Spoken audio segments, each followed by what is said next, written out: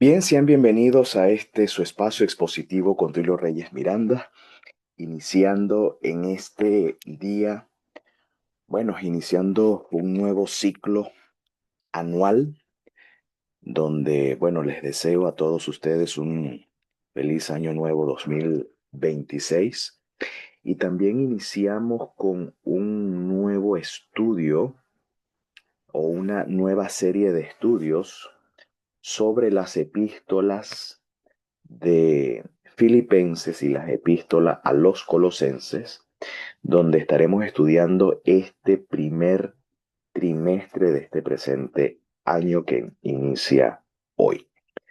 Esta lección lleva por título Uniendo el cielo y la tierra. Y por lo tanto, la lección de este primer trimestre, o la primera lección, lleva por título Perseguidos pero no abandonados. ¿Por qué el título? Debido a que estas epístolas, como Colosenses y Filipenses, se le llaman epístolas de la prisión o epístolas de la cárcel, porque estas epístolas fueron elaboradas, según la tradición eclesiástica, fueron elaboradas junto a Filemón y junto a los Efesios, la epístola a los Efesios, fueron elaboradas cuando Pablo estuvo preso ya casi al final de su carrera, ¿ok? Y por lo tanto, en este caso, estas epístolas fueron, digamos, elaboradas en un contexto de persecución y en un contexto de prisión, en un contexto de cadenas, en este caso por causa del Evangelio. Así que vamos a adentrarnos en el estudio del Evangelio, por así decirlo, a la luz del apóstol Pablo en el marco contextual de estas epístolas, como son la epístola a los Filipenses y la epístola a los Colosenses.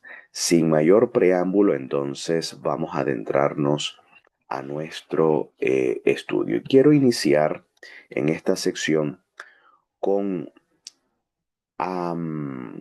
con aquella palabra que el Señor Jesús, a través de una visión, a través del espíritu de la profecía, le comunica a un discípulo llamado Ananías. Esta sección se encuentra en el libro de los Hechos, en el capítulo 9. Recuerden aquella visión celestial que recibe el apóstol Pablo cuando respiraba todavía amenazas y persecución contra los discípulos del Señor en Jerusalén y a sus alrededores. Bueno, el apóstol Pablo iba camino a Damasco. Bueno, en ese entonces era llamado Shaul de Tarso. Eh, digamos, en camino hacia Damasco para, digamos, apresar, encarcelar a ciertos judíos creyentes en Jesús. Se le aparece la visión celestial. Donde pues se revela el maestro llamándose a sí mismo yo soy Yeshua, quien tú persigues. En ese momento pues el apóstol Pablo experimenta un cambio, ¿ok? Un cambio de dirección de su carrera debido a esta visión celestial, ¿no?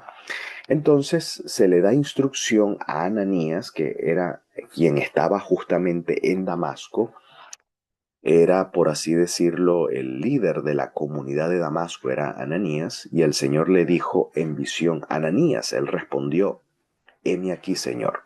¿Ok? Hineni diría en hebreo, Hineni, estoy aquí para ti, Señor. ¿Ok? Eso es lo que literalmente significa Hineni, aquí, para ti. Y el Señor le dijo, en este caso, aquí el Señor, el Kyrios, es el Mesías en este caso, ¿no?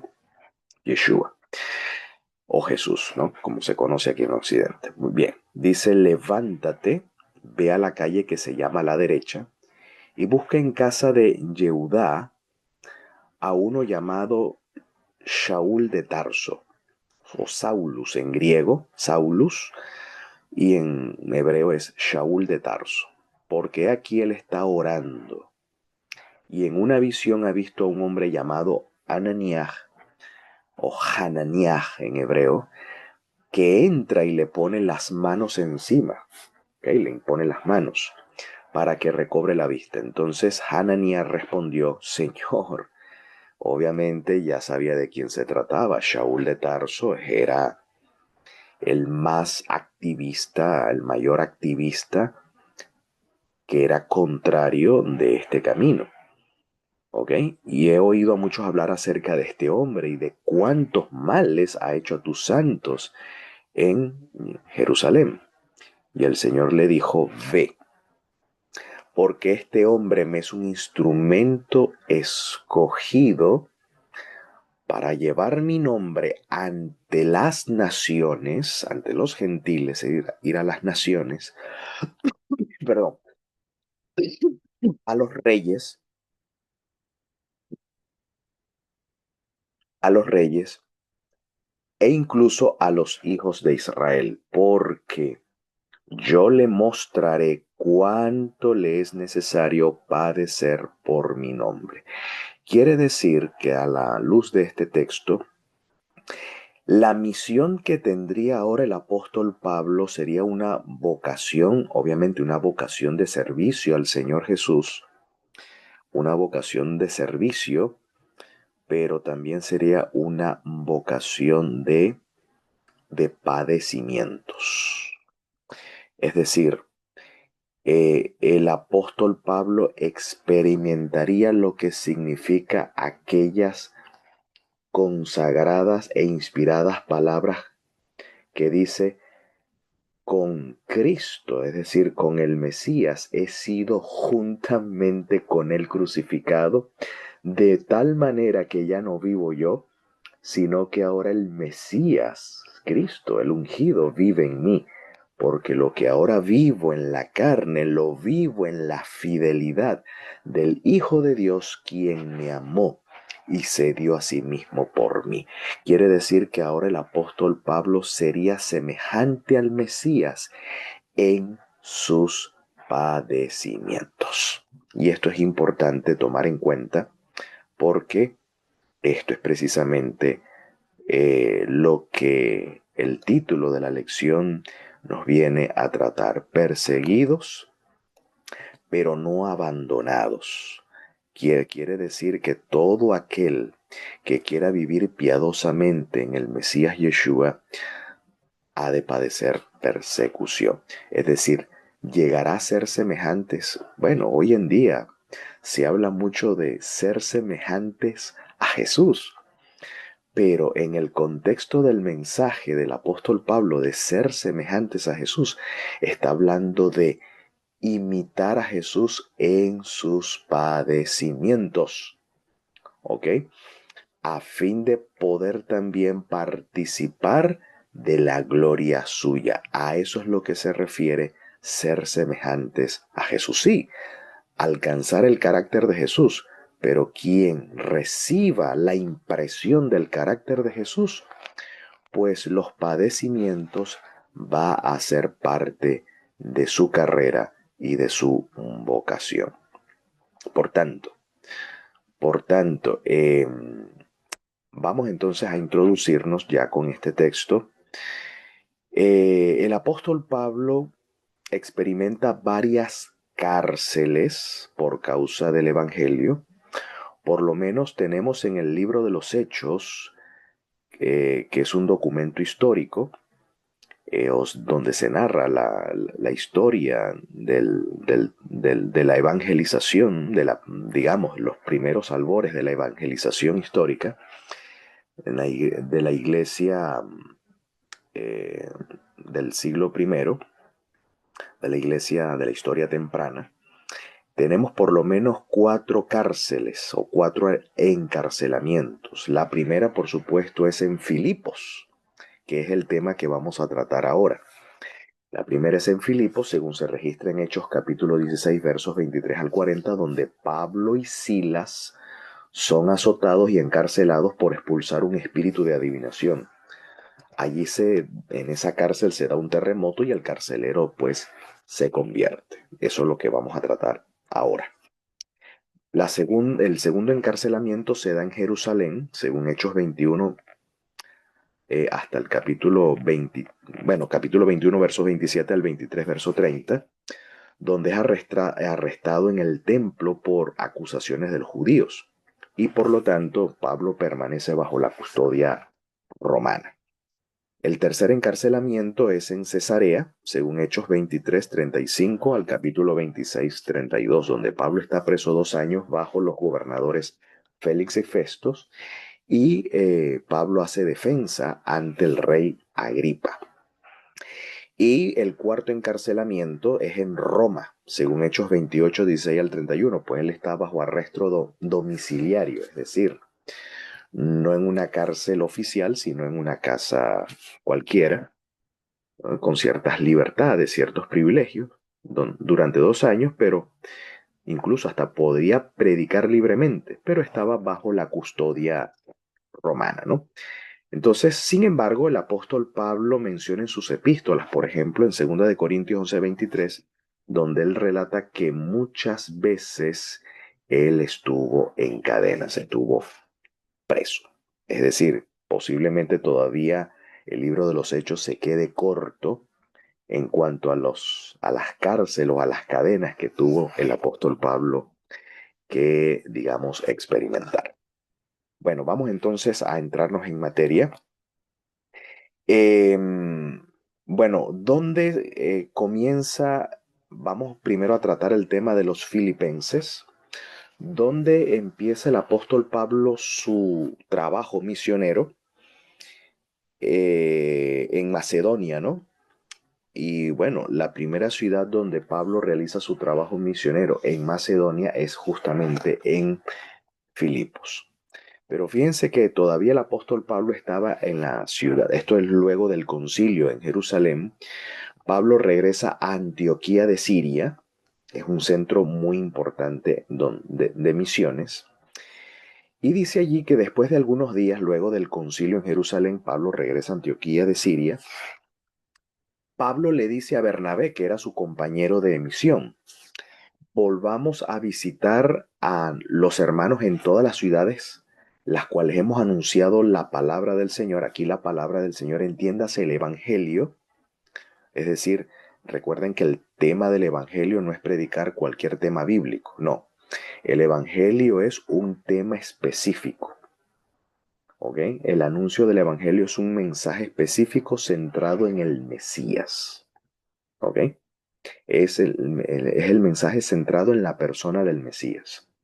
Hablar de salud no es el Evangelio, hablar de la ley no es el Evangelio, hablar del diezmo no es el Evangelio, hablar de las fiestas judías o las fiestas de la Torá no es el Evangelio. El Evangelio es el mensaje en torno al Mesías. Aunque bueno, en el contexto romano o grecorromano el Evangelio tenía otras implicaciones, pero bueno, no voy a entrar en detalle, no es el momento. Pero entiéndase que aquí la palabra del Señor es equivalente al Evangelio. Como el mismo apóstol diría, esta es la palabra de fe que anunciamos, que si confiesas con tu boca que Jesús es el Señor y creyeres que Dios le levantó de entre los muertos, serás salvo. Porque con el corazón se cree para justificación y con la boca se confiesa para salvación. Bien, entonces deciden volver a Galacia, por así decirlo, las congregaciones de Galacia, para hacerles una visita pastoral, ¿no? Una visita sí, una visita pastoral, una visita de consolidación de los hermanos, ¿no? A ver cómo están en la fe. Y bueno, Bernabé quería llevar consigo a Juan Marcos, a Juan o a Johanán, llamado Marcus, pero a Pablo le pareció bien no llevar consigo a quien se había apartado de ellos desde Panfilia y que no había ido con ellos a la obra. Es decir, no queremos cobarde en nuestra misión. Gente tímida no la queremos. Parece aquí Pablo era inflexible en este punto. Bernabé un poco más, un poco más, más amable, más comprensivo. Entonces esto genera un desacuerdo entre Pablo y Bernabé. Dice, surgió tal desacuerdo entre ellos que decidieron separarse el uno del otro. Es decir, no llegaron a un acuerdo con el tema de Juan Marcos, así que Bernabé tomó a Marcos, dándole oportunidad de ganar experiencia en el ministerio. Ok, obviamente este desacuerdo, Pablo más adelante va a hablar bien de Marcos, obviamente, ok. En alguna de sus epístolas pastorales, Pablo más adelante habla bien de Marcos, ¿ok? Así que Bernabé hizo bien en darle una oportunidad a Marcos y, bueno, darle la oportunidad de que ganara experiencia, ¿ok? Y Pablo entonces escoge a Silas, que es un profeta, según el mismo Hechos capítulo 15. Silas tenía el don de la profecía, ¿ok? O el espíritu de la profecía, era un profeta. Y salió encomendado por los hermanos a la gracia del Señor. Así que luego recorría Siria y Cilicia fortaleciendo a las iglesias. Siria y Cilicia, ¿dónde quedan esto? Bueno, aquí tengo un mapa del segundo viaje misionero de Pablo. El primer viaje misionero se relata en el capítulo 13 y 14 de los Hechos, que es básicamente en toda esta región de Galacia. De ahí surge la controversia de los Gálatas, ¿no? Que esto va a desencadenar en un concilio en Jerusalén sobre el tema de la circuncisión como requerimiento de salvación por parte de algunos creyentes judíos de origen o de corte fariseo, ¿no? Que eran los más celosos y rigurosos de la tradición de la Torá oral, en este caso. Entonces Pablo de Antioquía parte entonces nuevamente a toda esta zona de Cilicia, como aquí dice, y de Siria, es decir, parte de Asia Menor. Esto queda en Asia Menor, ¿ok? Cilicia, Siria. Bueno, ellos estaban aquí en Antioquía y llegan, según el capítulo 16 de los Hechos, llegan a Listra y Derbe e Iconio, donde aquí de Listra es el origen de su discípulo llamado Timoteo. Aquí, Listra, ¿ok?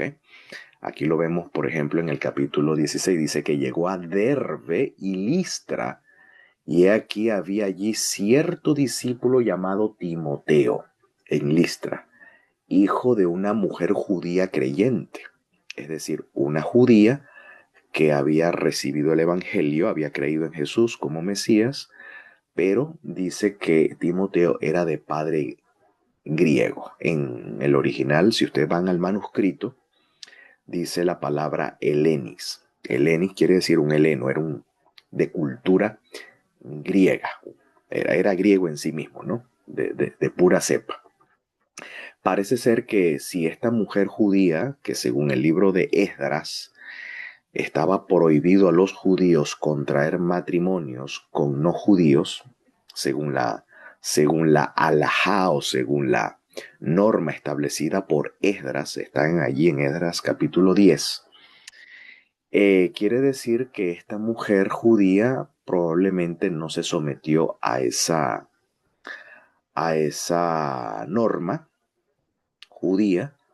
Recuerden que los judíos de habla griega, era una mujer judía de habla griega, era una mujer que probablemente se había asimilado a la cultura griega y por ende elige como marido a un padre griego, que obviamente para los fariseos o los judíos dentro de la tierra de Israel esto era impensable, ¿ok?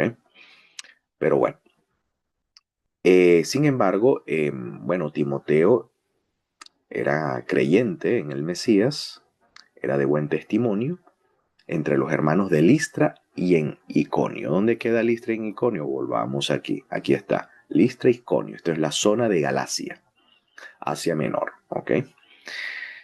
Muy bien. Entonces Pablo quiso que éste fuera con él, es decir, Pablo lo invita a ser un colaborador suyo. Cuando dice que éste fuera con él, quiere decir que aquí Timoteo se convierte en un diácono. La palabra diácono, ¿ok? Es un servidor o un colaborador del ministerio. Es decir, son candidatos los diáconos son candidatos al ministerio, eh, donde inician obviamente su entrenamiento, su formación ministerial, vamos a decirlo así. Por eso Pablo lo toma y ya una vez que hayan ganado cierta experiencia, generalmente ocupan la posición de obispos o presbíteros en alguna región. Pero Pablo entonces lo toma como un colaborador. En este caso llegan a ser unos diáconos, ¿no? Compañeros del ministerio, o colaboradores o colegas del ministerio. Entonces dice, quiso que éste fuera con él y tomándole lo circuncidó por causa de los judíos que estaban en aquellos lugares, es decir, para evitar controversias en relación a Timoteo y evitar así prejuicios, ¿no?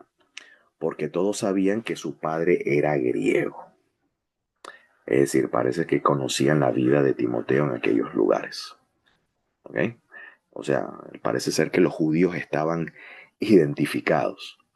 Así que cuando pasaba por las ciudades les entregaban las decisiones tomadas por los apóstoles y los ancianos que estaban en Jerusalén. Es decir, a los lugares donde Pablo visitaba, les entregaba las cartas o las decisiones tomadas por los apóstoles en el concilio que se efectuó en Jerusalén y las decisiones tomadas por los presbíteros o por los mayores que estaban en Jerusalén para que las observaran. Ok, que los gentiles, ok, se abstengan de comida sacrificada a los ídolos, de ahogado, de sangre y de fornicación. Fornicación en ese contexto del concilio es un cerco contra la idolatría. Fornicar era en aquel entonces, o en el contexto a lo que se refiere, a participar de los cultos idolátricos donde pues la sexualidad o la actividad sexual era parte del culto. A eso es lo que la escritura llama porneia o fornicación. ¿Ok? Mm, o sea, lo que quiero decir que cuando se habla de fornicación ahí en el contexto del concilio de Jerusalén se refiere a prácticas idolátricas, ¿ok? Donde obviamente estaba involucrada la participación sexual de aquel lugar. Así que las iglesias o las congregaciones, las asambleas o las quejilot, como se diría en hebreo o en arameo, eran fortalecidas en la fe en Yeshua y su número aumentaba cada día. Perdón, aquí estoy enfrentando los rigores de la garganta debido al frío del invierno que ya empezó esta mañana. Bueno, justamente aquí son las 10 de la mañana y estamos a 4 grados aquí. ¿Okay? Así que bueno, esto a mí en particular me afecta mis vías respiratorias. Así que bueno, ahí hago mis tratamientos naturales.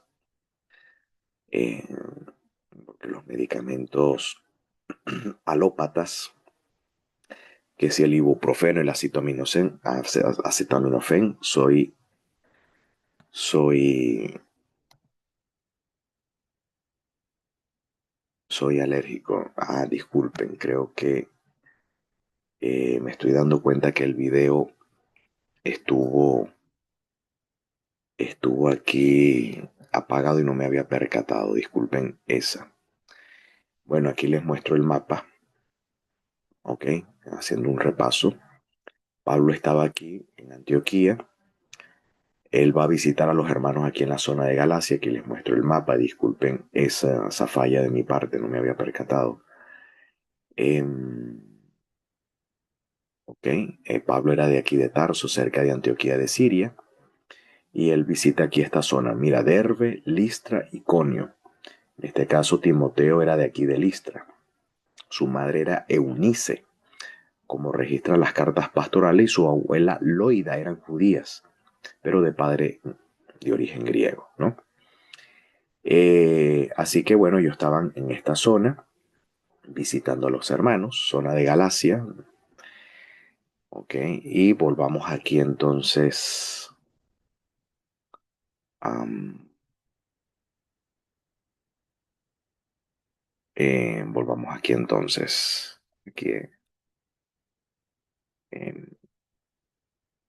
a la lectura, ¿no? Entonces atravesaron la región de Frigia y de Galacia porque le fue prohibido por el Espíritu Santo hablar la palabra en Asia, por el Nefma Agiu, ¿ok? O el aire sagrado, la brisa sagrada, hablar la palabra en Asia. Aquí el aire sagrado se está refiriendo por el espíritu de profecía, le fue prohibido hablar la palabra en Asia.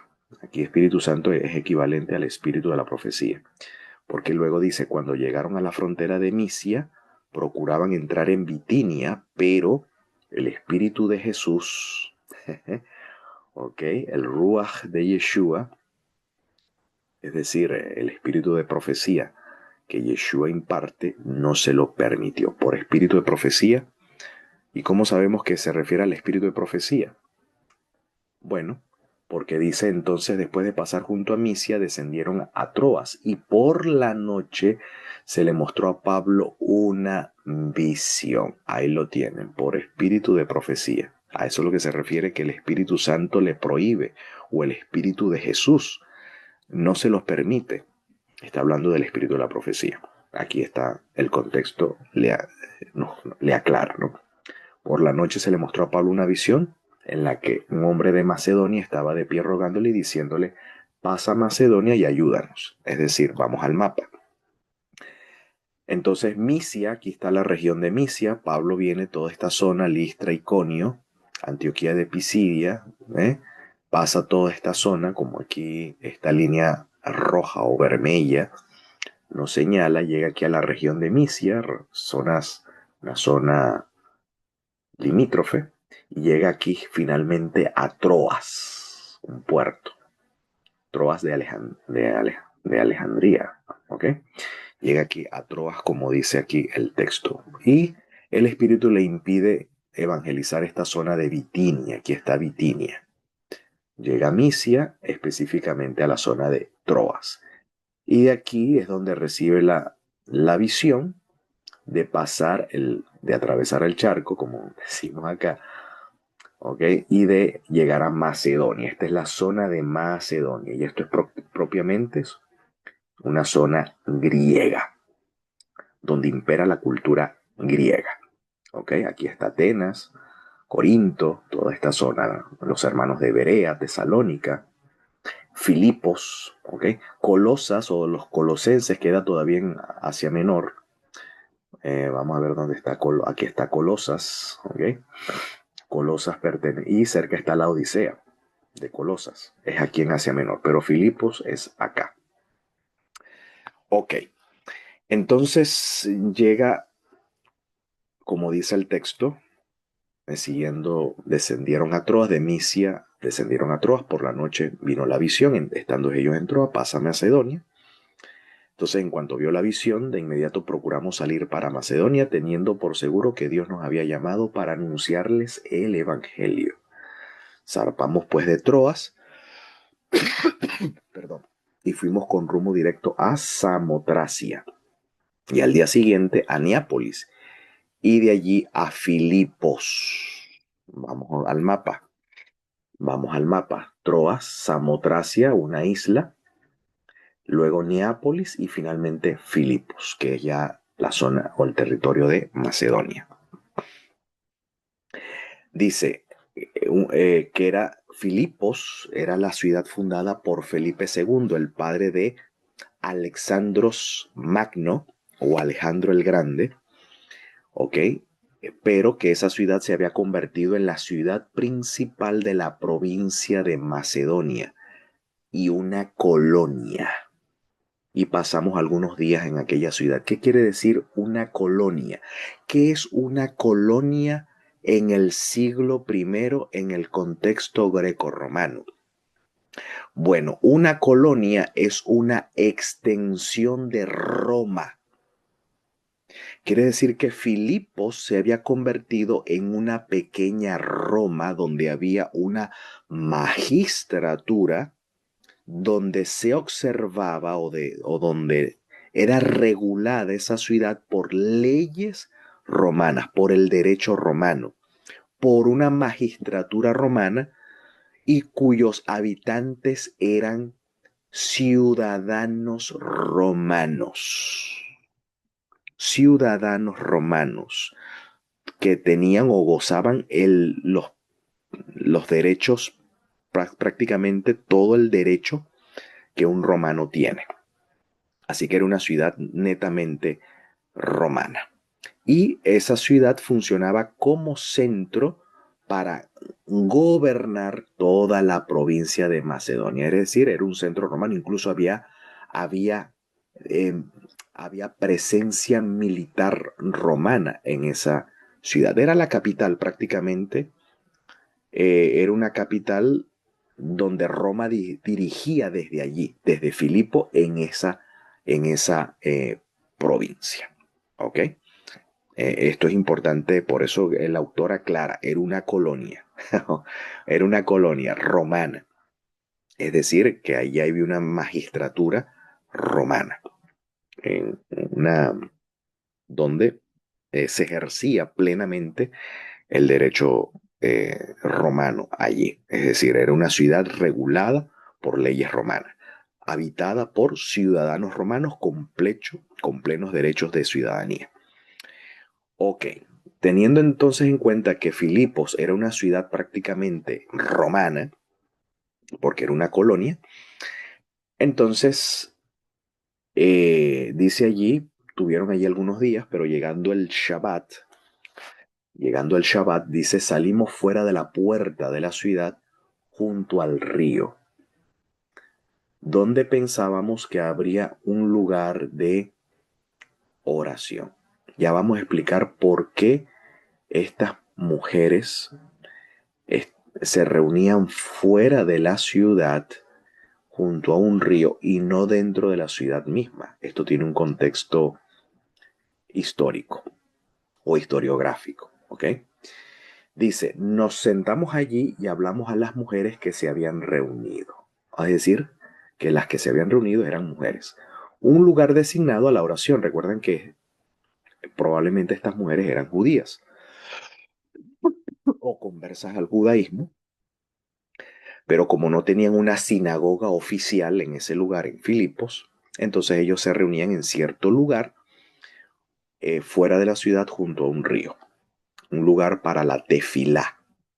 Es decir, la tefilá es el shaharit hebreo o el servicio de oraciones que se realiza en las sinagogas durante la mañana. En las sinagogas judías se realiza el servicio del shaharit, ¿ok? Así que quien dirigía este servicio era una mujer, ¿no? Vaya, que por norma en las comunidades judías esto lo hace un Hasán. Un Hasán es un director litúrgico y es generalmente un hombre quien lo realiza, por norma judía y no una mujer. Pero bueno, en este caso la llevaba a cabo una mujer que se llamaba Lidia, cuyo corazón abrió el Señor para que estuviese atenta a lo que Pablo decía. Lo más probable, pues que Pablo se les dio la oportunidad de que era judío, palabras para que hablar. Y era vendedora de púrpura de la ciudad de Tiatira. Era una comerciante. Pero cuando dice aquí, y temerosa de Dios, esto es clave. Quiere decir que Lidia no era judía de origen, sino una conversa, porque el término temerosos de Dios, en el contexto del siglo I, se refiere a gentiles que habían abandonado la idolatría y se habían convertido al, quizás no una conversión oficial como judía, a lo mejor Lidia no había hecho la conversión formal al judaísmo, pero sí había renunciado a la idolatría y se había vuelto al Dios de Abraham, al Dios de Isaac, al Dios de Israel. A eso es lo que se refiere el término temeroso de Dios. Es decir, una persona que ha hecho la transición de su cultura religiosa greco-romana a convertirse al Dios de la Torá, al Dios de la Biblia hebrea. ¿Okay? Está en esa transición y a esas personas se le llaman así, temerosos de Dios, aunque probablemente no han hecho una conversión formal al judaísmo. Bueno, que en este caso a las mujeres no hay manera de hacer la circuncisión, obviamente. Las mujeres en este caso hacen tevila, hacen inmersión en agua bajo la jefatura de algún rabino, ¿okay? Bajo la jefatura de algún rabino que fuera testigo pues de su conversión o estuviese pues dirigiendo su proceso de conversión.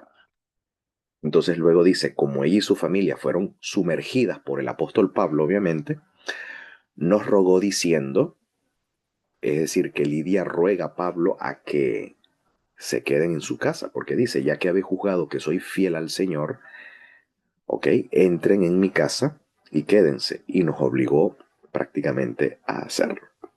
Entonces, bueno, aquí Filipos, en esta ciudad, Filipos llega a convertirse en un centro de evangelización. Ahí Pablo empieza su trabajo evangelístico en Macedonia, pero también Pablo comienza a tener problemas en evangelización. ¿Ok? Aconteció que mientras íbamos al lugar de oración nos salió al encuentro, es decir, esto era cada Shabbat, nos salió al encuentro una joven esclava que tenía espíritu de adivinación. El griego dice espíritu de Pitón, la cual producía gran ganancia a sus amos adivinando. Bueno, no voy a entrar en detalle sobre en la práctica de la pitonisa, pero bueno. Eh, pero bueno, esta siguiendo a Pablo y a nosotros gritaba diciendo, estos hombres son siervos del Dios Altísimo, quienes os anuncia el camino de salvación. Hay que entender cuál era la intención de este espíritu de adivinación. ¿Ok? ¿Cuál era la intención de este espíritu? Obviamente eran un espíritu que pertenece a las huestes espirituales que son del otro lado, como diría la literatura mística del judaísmo, del Sitraj Araj, el otro lado, es decir, que son contrarios. Eh, ¿Cuál era la intención? Bueno, hay que entender el contexto historiográfico. Como el concilio de Jerusalén se dio alrededor del año 49, del año 50, según algunos historiadores, en esa época quien era emperador de Roma era el emperador Claudio, cuya data de su gobierno, de su gestión, fue del 41 al 54. Es decir, todavía allí Claudio él estaba presente como emperador, el emperador Claudio, ¿no? Valga la redundancia. Eh, y hubo un decreto que de hecho Lucas menciona en el capítulo 18 de los Hechos, donde Aquila y Priscila, estando en Roma, debido al decreto de expulsión de Roma dada por Claudio, ellas, Priscila y Aquila, tienen que salir de Roma. ¿Ok? Así que esto ocurre justamente cuando está vigente ese decreto, donde los judíos son expulsados de Roma. Y obviamente Filipo, siendo una colonia romana, pues estaban al corriente de este decreto. Por eso que estas mujeres prácticamente no tenían una vida muy pública en cuanto a su liturgia judía. Ellas participaban de una liturgia judía que no era muy visible. Estaban por allá medio escondidas, allá en un río, porque según el historiador Suetonio, que era un historiador de la época, señala cuál fue la razón por la cual Claudio manda expulsar a los judíos de Roma. Y la razón, según dice Suetonio, el historiador Suetonio, un historiador secular, dice que era debido a unos disturbios que los judíos tenían por causa de un personaje llamado Crestus. Crestus no es otra cosa que Cristos, el Mesías, el ungido. Quiere decir que había judíos había controversias, habían disturbios, que esto ya alteraba el orden público. Obviamente que este desorden procedía de los judíos que rechazaban el Evangelio, en debate y en controversia con aquellos judíos, entre esos Aquila y Priscila, que eran judíos, eh, probablemente pues predicaban al Mesías, pues esto generaba cierta animosidad de algunos judíos que hacían escándalos. Y esto pues fastidió al emperador Claudio, que dio el decreto de que todos los judíos presentes en Roma fueran expulsados. Y ahí se da la expulsión de Roma. Así que cuando Pablo llega a Filipos, este decreto está vigente. Cuando esta adivina dice estas palabras, lo que intenta el Espíritu es llamar la atención que estos hombres son judíos, que estos hombres son judíos y que cuidado con estos hombres, que esta gente pueden alterar el orden público. Es decir, la intención era crear cierta animosidad. Por eso, como este espíritu hacía esto por muchos días, Pablo, ya fastidiado y aburrido de la situación, se dio vuelta y dijo al espíritu: te mando en el nombre de Jesús Mesías que salgas de ella. Y salió en el mismo momento. Pero cuando sus amos vieron que se les había esfumado su esperanza de ganancia, es decir, esta mujer perdió esta capacidad dada por el espíritu de vaticinar ciertas cosas, prendieron a Pablo. Es decir, esta gente se amotinaron, estos amos se amotinaron, ¿ok? Porque ya esta mujer no le generaba pues ingresos. Entonces quiere decir que Pablo y Sila fueron acusados de traer desorden público porque estaba afectando precisamente su negocio. Esta gente lo que son unos perturbadores de nuestra sociedad. Aparte de que eran judíos, imagínate. Como dicen en mi tierra, se junta el hambre con las ganas de comer. ¿Ok? El muchacho que es llorón y la madre que lo pellizca. Entonces obviamente prendieron a Pablo y a Silas y los arrastraron a la plaza ante las autoridades.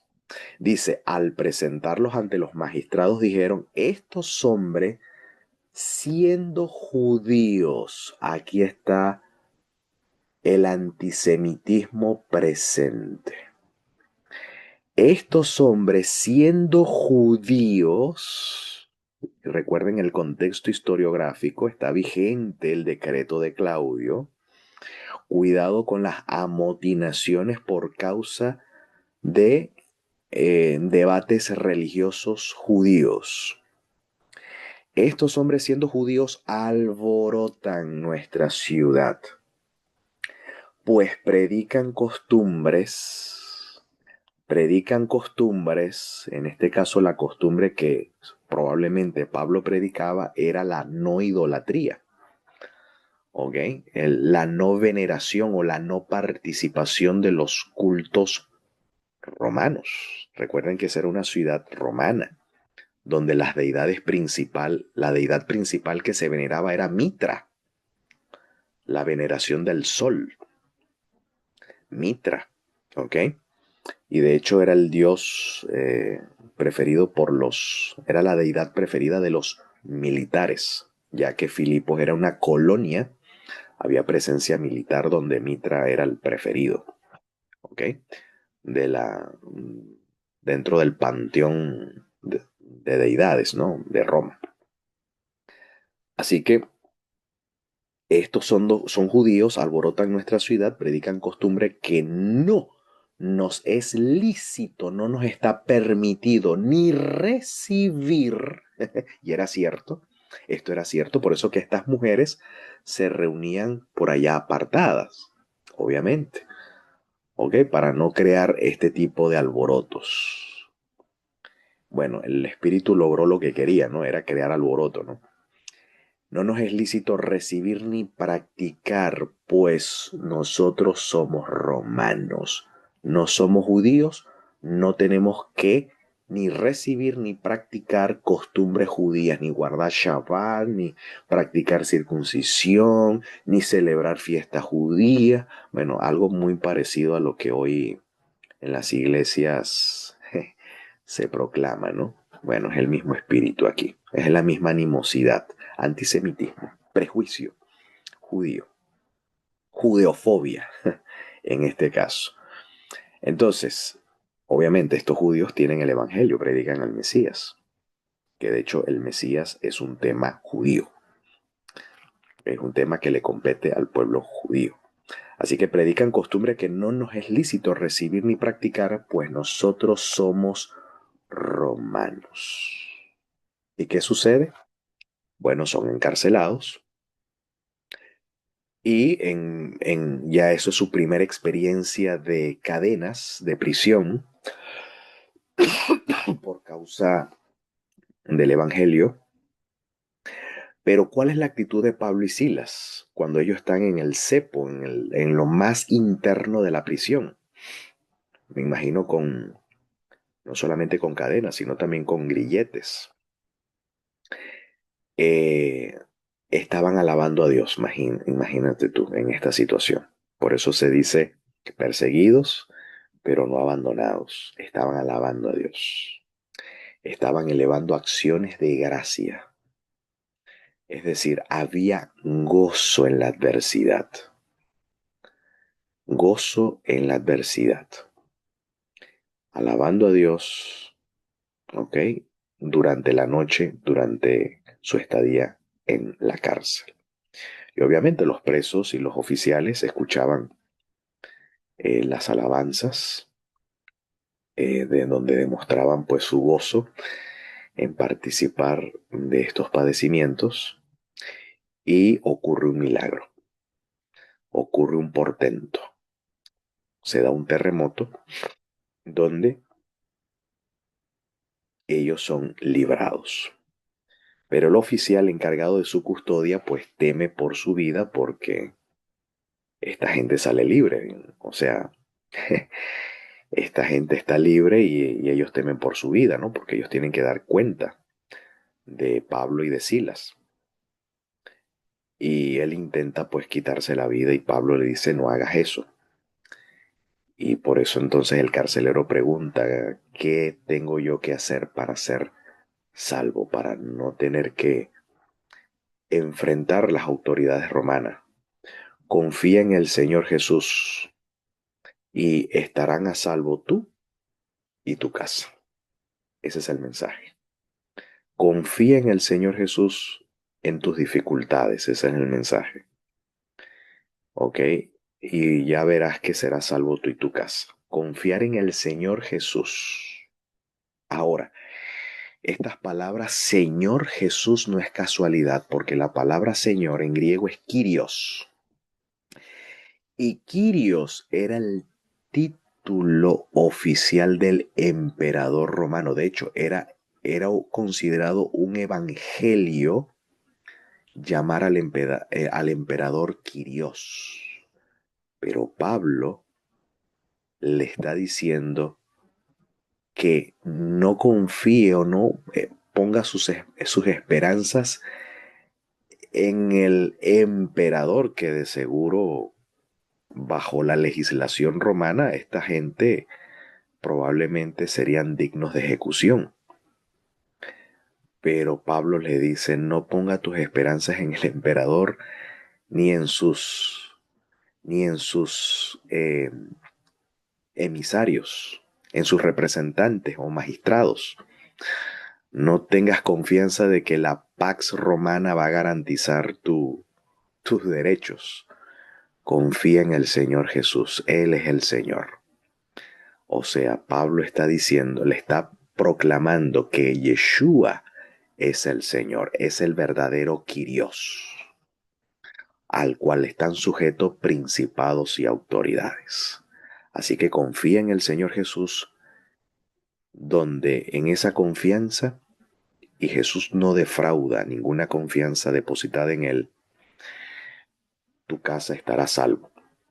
Tú y tu casa estarán a salvo. E inmediatamente, según el relato, Pablo les habla el Evangelio a él y a toda su casa, y ellos reciben el Evangelio, ¿no? Y esto, mis amigos, como aquí estos hombres testifican, esto no era lícito ni recibir ni practicar. ¿Ok? Bueno, el asunto es que esto termina de forma positiva. Los magistrados no arremeten contra ellos. Al contrario, les da un mensaje diciendo, deja libre a esta gente. Déjalos tranquilos. ¿Ok? No te metas con esta gente, déjalos en paz. Y efectivamente, el carcelero y su familia fueron, al igual que Pablo y Silas, fueron salvados del decreto, claro, en parte porque estos magistrados se enteran de que Pablo y Silas, o por lo menos, no estoy seguro de Silas, pero por lo menos de Pablo, era ciudadano romano, con plenos derechos de ciudadanía, y por lo tanto no puede, bueno, fue una falta que cometieron al azotarle, según el relato, ¿ok? Porque habían sido azotados sin ser juzgados previamente. Y eso es una falta, iba en contra del derecho. Y eso pues le dio un punto de ventaja pues al apóstol y lo dejan tranquilo. Pero obviamente esta intervención de parte de los magistrados a favor de Pablo y a favor del carcelero y de su familia procedía del Señor Jesús, quien estaba dirigiendo el escenario o los eventos de la experiencia de estos personajes. Así que el Señor Jesús no les abandona, sino que se vale de esa situación para glorificarse ante la adversidad y así ganar la atención de los filipenses, por así decirlo, para la predicación del Evangelio, para dar cabida al Evangelio en ese lugar. Así que mi querido, ese es el mensaje. El mensaje en medio de nuestra adversidad es esa, que confiemos en el Señor Jesús, en el Adón Yeshua. Y nosotros y nuestra casa experimentaremos la salvación ante cualquier adversidad o dificultad que nos presente. Bueno, estas palabras, algunos que me estarán escuchando, puede ser interpretado en dos sentidos. Uno, salvación en el contexto de una pena capital de parte de los magistrados romanos. Esa podría ser una acepción de salvación. Y la otra, pues que es comúnmente tradicional en la predicación cristiana, en el querigma cristiano, es la vida eterna que se recibe en Yeshua. Creo que ambas acepciones son válidas en este marco y en este contexto, a lo que Pablo exhorta al carcelero al decirle, confía en el Señor Jesús y serás salvo tú y, en este caso, tu casa.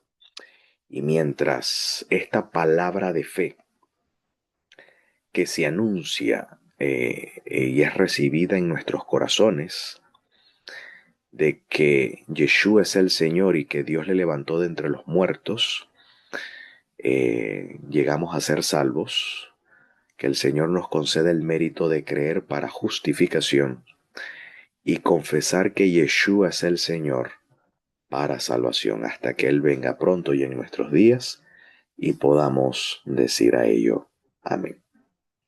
Bendiciones para todos ustedes.